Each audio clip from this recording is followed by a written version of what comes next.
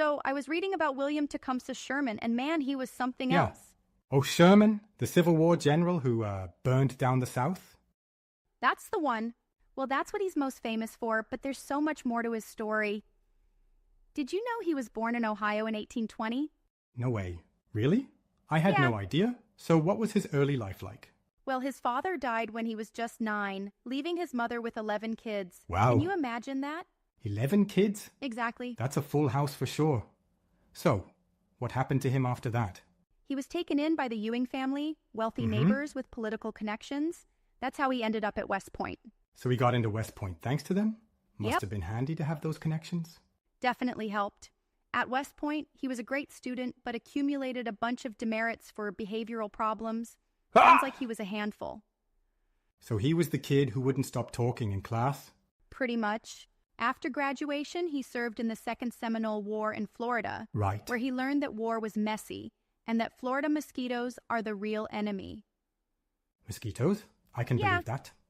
So, did he see much combat? Actually, he missed out on the Mexican-American War since he Really? was assigned to administrative duties in California.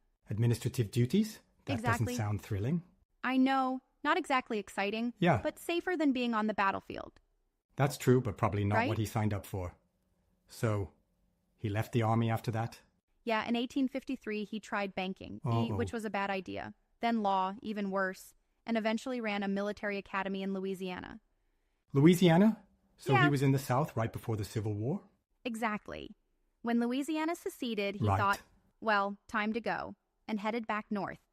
Can't blame him for that. So he rejoined the Union Army? That's right. Yep, by 1861, he was back in uniform, ready to Okay. fight for the Union. But at first, he had a rough time. How so? Well, What happened?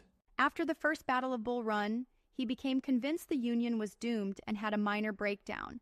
The press even Really? called him insane. Wow, that's harsh. So It did he is. recover? He did. Sometimes all you Good. need is some time and an overwhelming urge to burn things. Ha ha. You make it sound like burning things was therapeutic for him. Well, in a way, his strategy was Yeah. about breaking the enemy's will by any means necessary. But don't you think his tactics were a bit, excessive? Some would say that, but he believed it was necessary to end the war swiftly. I suppose. It's a controversial legacy, that's for sure. Yeah, his march to the sea was brutal but effective. His men even twisted railroad tracks into loops called Sherman's neckties. No way. Sherman's neckties? That's dark Yep. humor for you. Right? Union soldiers Yeah. apparently had a sense of humor. So, by doing all that, he helped end the war quicker? Exactly. By the time he reached Savannah, Okay. the South was reeling. He even sent Lincoln a telegram offering the city as a Christmas present. A Christmas present? That's Yeah. both cheeky and strategic. It definitely boosted morale in the North. For sure. Well, he would know. So, Definitely. after the war, what did he do next?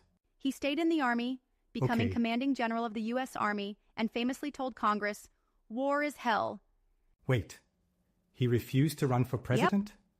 Most generals would jump at that chance. I know, but he was like, Yeah. nope, not interested, showing he was probably one of the smartest men of his time. Ha. So when did he pass away?